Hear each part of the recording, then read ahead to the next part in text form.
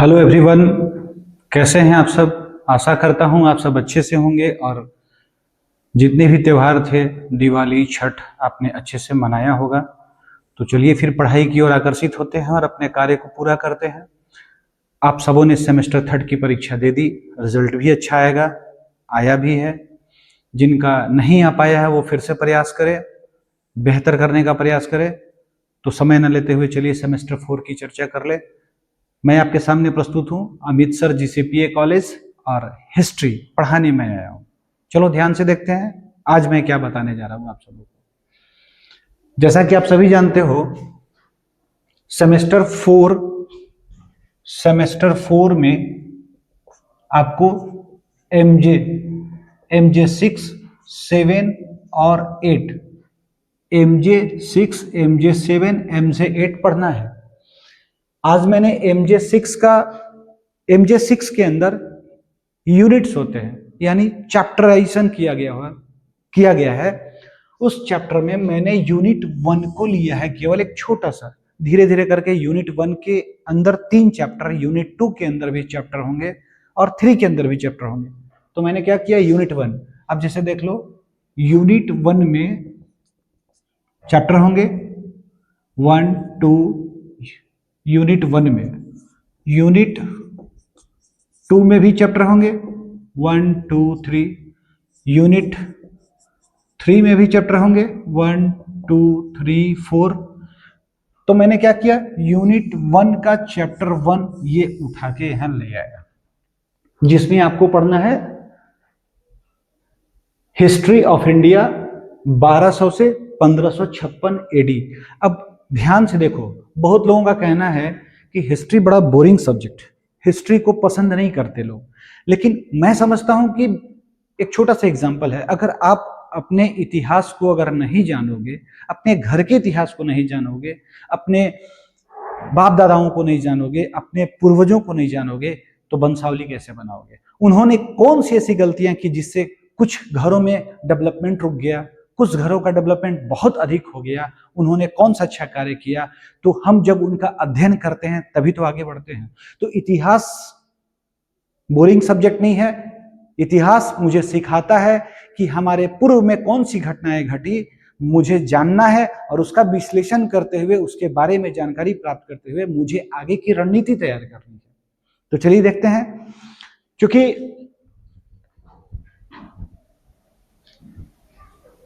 एक बार flashback, history में स्पष्ट हम सभी जानते हैं कि हिस्ट्री को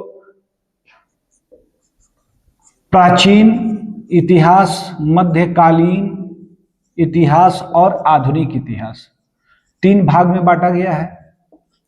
और इन तीनों हिस्ट्री में आपको सेमेस्टर एमजे 6 में मध्यकालीन इतिहास पढ़ना है, जो दिल्ली सल्तनत है। अब दिल्ली सल्तनत का जो टाइम पीरियड है वो 1200 एडी से 1526 एडी है, यानी सुल्तानों का काल है। आपने इसके पहले ऋग्वैदिक काल पढ़ा, हड़प्पन सिविलाइजेशन पढ़ा, महाजनपद पढ़ा, मौर्य वंश के बारे में पढ़ा, नंद वंश, मौर्य वंश, सारे वंशों को आपने पढ़ लिया। अब यहां से सुल्तानों की कहानी आती है।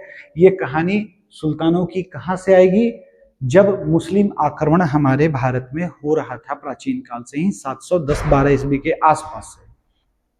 पहला मुस्लिम आक्रमणकारी जो सिंध पर आक्रमण हुआ था, मीर कासिम ने किया था। मीर कासिम से शुरुआत होकर के ये दिल्ली सल्तनत की शुरुआत हुई। दिल्ली सल्तनत अचानक कैसे कहला गया दिल्ली सल्तनत, इसको पूरा पढ़ने से पहले मैं आपको थोड़ा सा स्टोरी समझा दे रहा हूं। आप समझो ध्यान से, देखो ये इंडिया है, बहुत अच्छा तो नहीं बन रहा है, फिर भी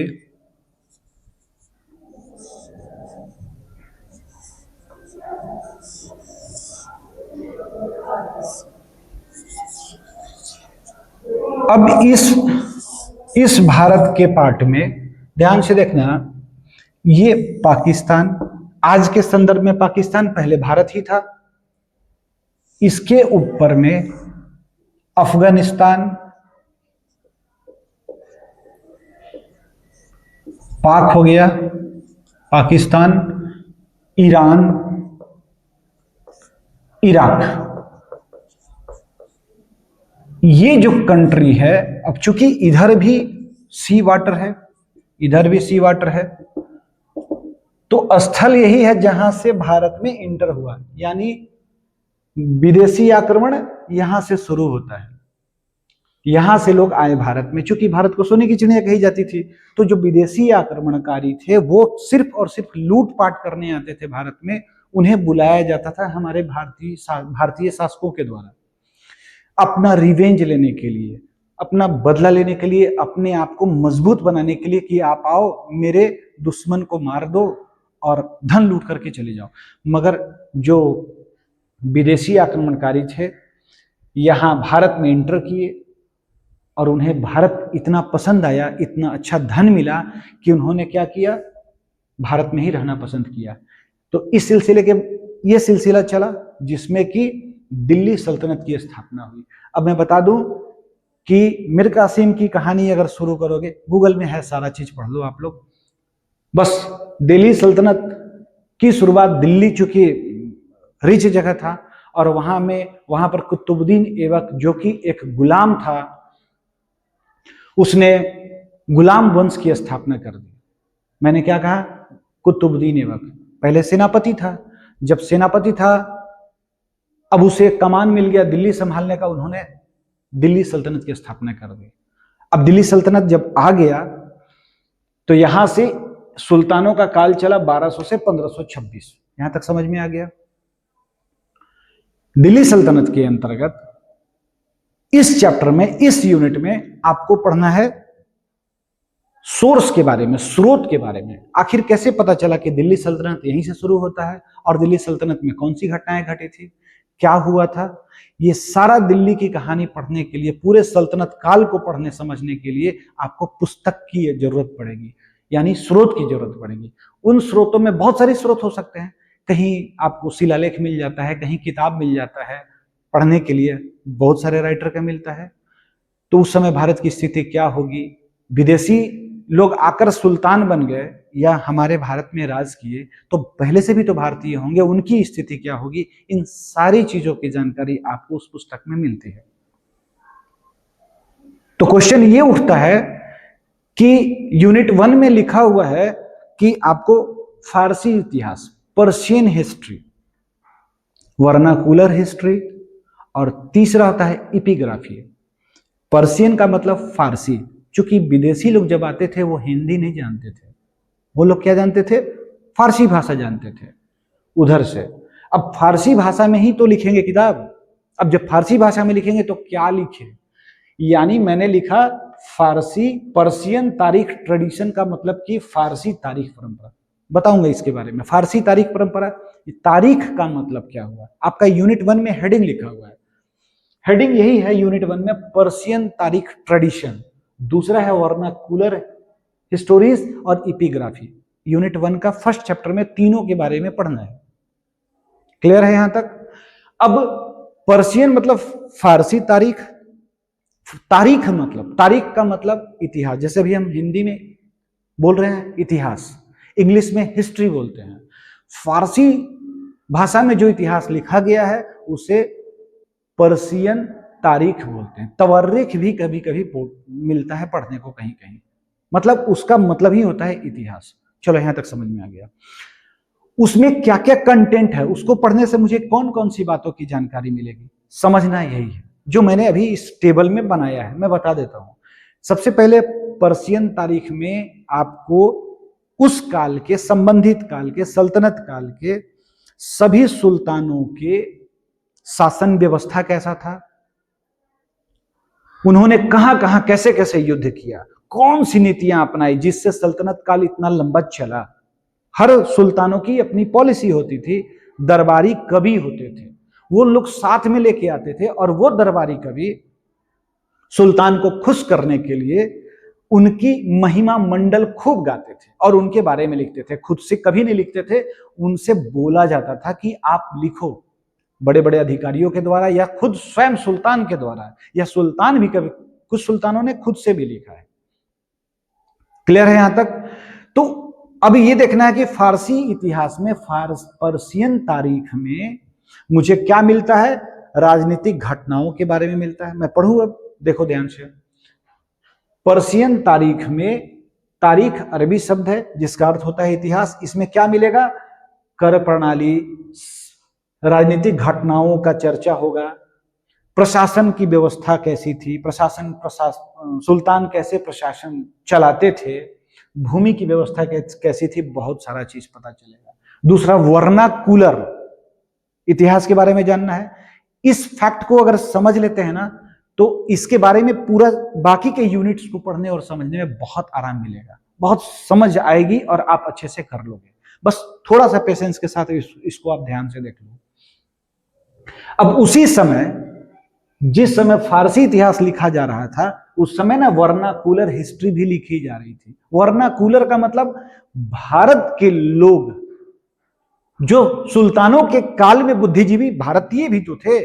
सुल्तान आए, आक्रमण कर लिए, प्रशासन चलाए, मेरे ऊपर राज कर रहे हैं, लेकिन हमारे भारत में भी तो बुद्धिजीवी थे, बहुत सारे संत थे, कवि थे, राइटर थे, जो भारत की वर्तमान स्थिति का अपने क्षेत्रीय भाषाओं में इतिहास लिखा करते थे। कुछ दोहावली में, कुछ पद्यात्मक, मतलब दोहावली में, कुछ कहानी में, और वो संस्कृत भी हो सकता था, मराठी भी हो सकता था, तमिल भी हो सकता था। यानी जिस क्षेत्र के बुद्धिजीवी जहां रहते थे, अपनी भाषा में उन्होंने अपना पूरा उस समय के समाज के सांस्कृतिक व्यवस्था, आर्थिक व्यवस्था, राजनीतिक व्यवस्था का चर्चा किया। मतलब सुल्तान के समय में, यानी पर्शियन में, केवल सुल्तान क्या तारीफ, सुल्तान का तारीफ, सुल्तान का ही इतिहास लिखा गया। वर्नाकुलर हिस्ट्री में फैक्ट लिखा गया, इसमें सुल्तान ने तय किया कि इतिहास कैसे लिखा जाएगा। पर्शियन तारीख में, वर्नाकुलर में जनता ने तय किया कि उनके समय का शासनकाल कैसा था, सुल्तान कैसे थे, सुल्तानों के द्वारा दी गई व्यवस्था कैसी थी, या भारत की प्राकृतिक व्यवस्था कैसी थी, वहां के लोग कितनी गरीबी या अमीरी से जिया करते थे, क्या पहनते थे, उन्हें क्या चाहिए था, क्या घट रहा था। तो उस काल में मैंने इस टेबल को बनाया, उसी काल का मैंने इस टेबल को बनाया। ध्यान से देखो, सल्तनत कालीन स्थानीय भाषाओं में लिखी गई रचनाएं वर्नाकुलर इतिहास कहलाता है। क्लियर है? सल्तनत काल तो चल ही रहा है। अब सल्तनत काल में क्षेत्रीय भाषा में जो भी रचनाएं रची गई, जो लिखी गई, उसे मैंने क्या कह दिया? वर्नाकुलर हिस्ट्री कह दिया। उसके अंतर्गत क्या मिला? उस काल के सामाजिक, सांस्कृतिक, लोक जीवन, धार्मिक विवरण सब मिला। अभी मैंने जस्ट कहा, अवधी भाषा, ब्रज भाषा, तमिल भाषा, क्षेत्रीय भाषा, जिस क्षेत्र के थे। भारत है ना, ये उत्तर भारत है, ये दक्षिण भारत है, ये पूर्वी भारत है, ये पश्चिमी भारत है, हर भारत के सभी क्षेत्र में ये मध्य भारत है। अपनी अपनी भाषाएं होती थी उस समय। अवधी में, ब्रज में, मराठी में, तमिल में लिखा जाता था। क्लियर हो गया यहां तक? आगे देखें। अब उस समय लिखने वाले कौन थे? सुल्तान का भी डर हुआ करता होगा ना, अगर सुल्तान के खिलाफ ज्यादा लिखेंगे तो सुल्तान उन्हें लटका देंगे या मार देंगे या देश निकाला कर देंगे, उनके घरों से बेघर कर देंगे। उन्होंने क्या किया?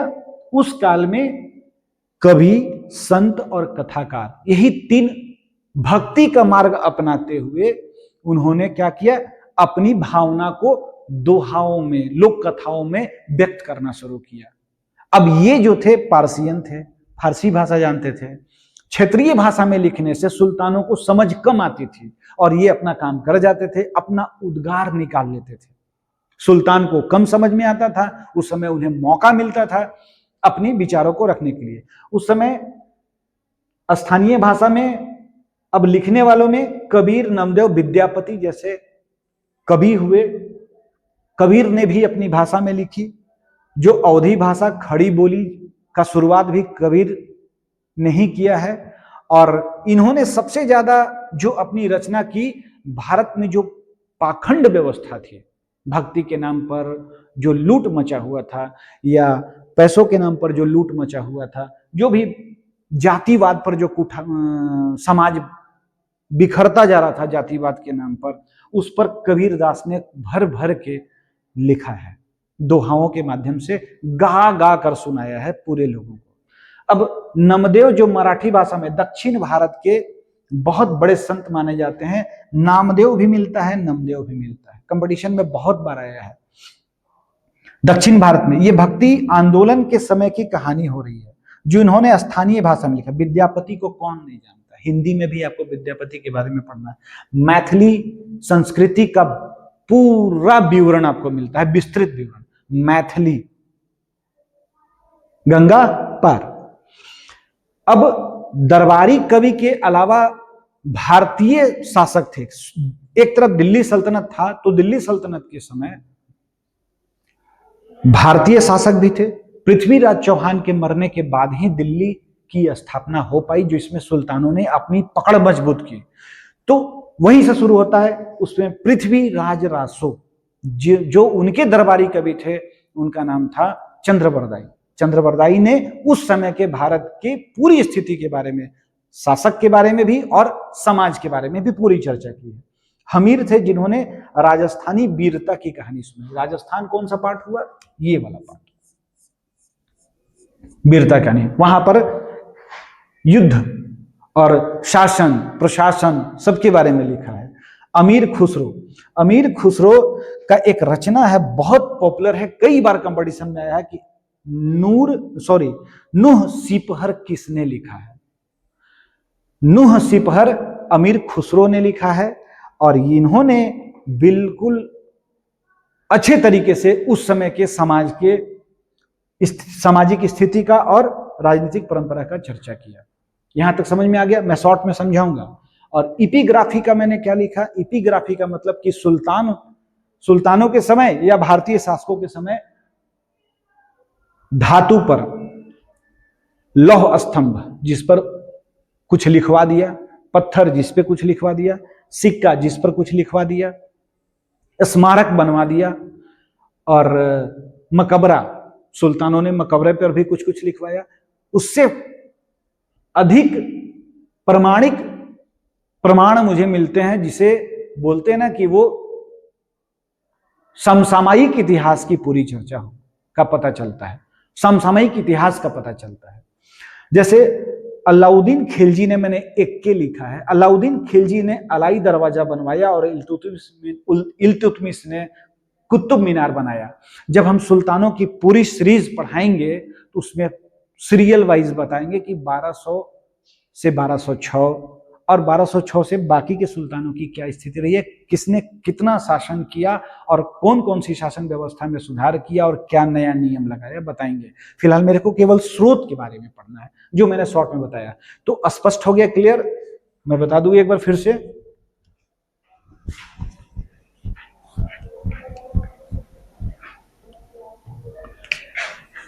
एक पर्शियन तारीख हो गया, शॉर्ट में लिखते हैं। दूसरा वर्नाकुलर हिस्ट्री हो गया, और एक हो गया इपिग्राफी, शॉर्ट में लिख दिया मैंने। ये तीनों रिलेटेड हैं किससे? दिल्ली सल्तनत से। दिल्ली सल्तनत में इसने फारसी भाषा में लिखा, फारसी इतिहास है, फारसी भाषा में लिखा हुआ है। इसमें क्या है? केवल सुल्तानों की ही चर्चा है, सुल्तान के इर्द गिर्द पूरा इतिहास घूमता है, यानी सुल्तान की पूरी तारीफ की गई है। वर्नाकुलर हिस्ट्री में समाज पर फोकस किया गया है, समाज पर। समाज यानी जनता तय करती थी कि सुल्तान कैसे थे, सुल्तानों के द्वारा चलाई गई शासन व्यवस्था कैसी थी, और समाज की स्थिति कैसी थी, स्त्रियों की स्थिति कैसी थी। इसमें स्त्रियों की कहीं चर्चा नहीं है पर्शियन हिस्ट्री में, लेकिन वर्नाकुलर हिस्ट्री में आपको मिलेगा। महिलाओं की स्थिति कैसी थी, बच्चों का स्थिति कैसा था, बुजुर्गों का कैसा था, पूरी चर्चा मिलेगी। इपिग्राफी में फैक्ट मिलता है जो कम शब्दों में किसी चीज पर लिखा जाता था, जो कि कभी तमिल में, कभी फारसी भाषा में, कभी प्राकृत भाषा में, जो सिक्का, पत्थर, मुहर, दीवारों पर लिखा हुआ, मकबरा पर लिखा हुआ मिलता है। तो इतना समझ में आ गया तीनों के बारे में जो मैंने समझा दिया। अगर समझ में नहीं आता, ध्यान से इसको एक बार फिर से इस वीडियो को देखिएगा, कंप्लीट समझ में आ जाएगा। अब मैंने क्या किया, अब मैं क्या करूं, इसे मिटाता हूं। ध्यान से देखो, थोड़ा सा और समझा दूं। ये जो मैंने लिखा है पर्शियन तारीख ट्रेडिशन, यानी फारसी इतिहास, फिर से मैं लिख दे रहा हूं, फारसी इतिहास। इसके समय में जो लिखने वाले थे, एक थे मिनहाज उस सिराज। ऑब्जेक्टिव आएगा जो आपको 10 नंबर का आता है या 5 नंबर का ऑब्जेक्टिव आता है, पूछेगा उन्होंने कौन सा किताब लिखा। एक ग्रंथ लिखा तबकात ए नासरी, तबकात ए नासरी। पूछेगा तबकात ए नासरी किसने लिखा, 1 नंबर का ऑब्जेक्टिव आएगा, जिसमें आपको सीधा लिख देना मिनहाज उस सिराज। अमीर खुसरो, जैसा कि मैंने एक उनकी रचना बताई नूह सिपहर, अमीर खुसरो ने कौन सा लिखा, तारीखे अलाई। मैच द फॉलोइंग, मान लो जियाउद्दीन बर्नी ने क्या लिखा, तारीखे फिरोज शाही। हर सुल्तान का नाम इसमें आ रहा है, फिरोज शाही, फिरोज शाह तुगलक, तुगलक वंश की पूरी चर्चा है, मैं बताऊंगा डिटेल। इयास बिन अहमद इसामी, कहीं कहीं केवल इसामी लिखा हुआ मिलता है, इयास बिन अहमद इसामी, इसामी केवल आएगा और नाम दे देगा फुतुह उस सलातीन, फुतुह उस सलातीन। जैसा मैं पढ़ रहा हूं ऐसा सुनने में भी लगता होगा कि ये बिल्कुल फारसी वर्ड है। इसे 2, 4, 5 बार पढ़ने के बाद ही दिमाग में आएगा और आप समझ पाओगे।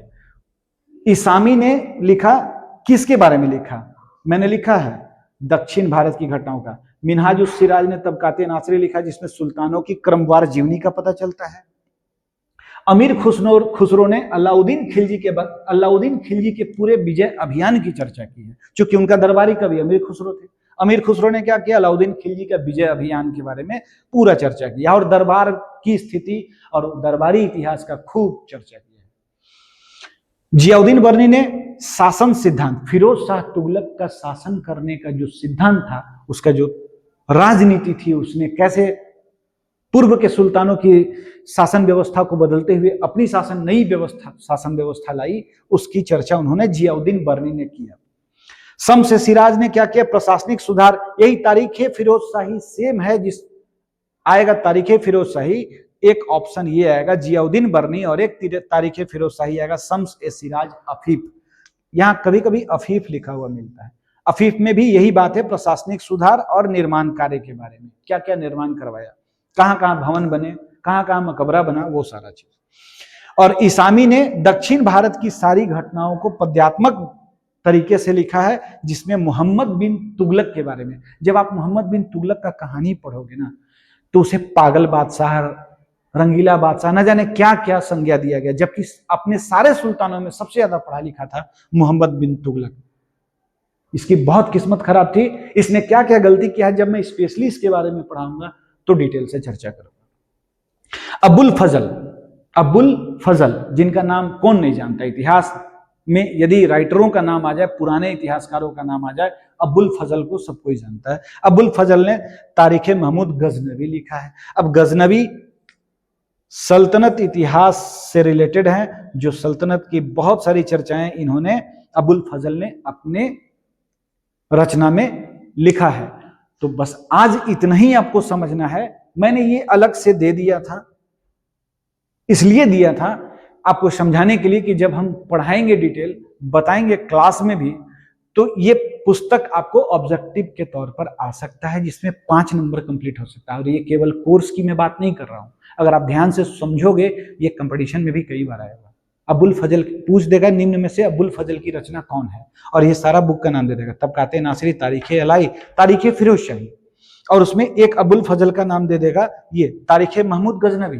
आप पढ़ोगे तो जानोगे, टिक लगा के ऑब्जेक्टिव निकल जाओगे। समझ में आया? ये सारा टेबल आपके सामने है, ध्यान से पढ़ लो, देख लो। मैंने छोटा लिखा है, बोर्ड छोटा है, लेकिन मैंने जो बोला है उसे यदि आप ध्यान से सुनते हो बार बार, तो मैं समझता हूं कि आप यूनिट 1 का पहला चैप्टर जो पर्शियन तारीख ट्रेडिशन है और दूसरा वर्नाकुलर हिस्ट्री और एपिग्राफी, आप अच्छे से समझ जाओगे।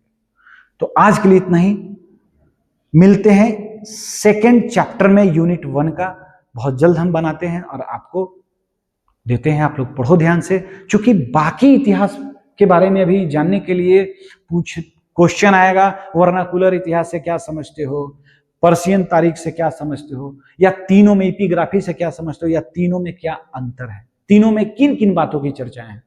सोचोगे तो 3 लाइन में इसका उत्तर है, और अगर मेरी बात सुनोगे, समझोगे, तो मैं समझता हूं कि उसके बाद पढ़ने समझने में आसानी होगी। तो आज के लिए इतना ही है, धन्यवाद, अच्छे से पढ़ाई करो, बाय बाय।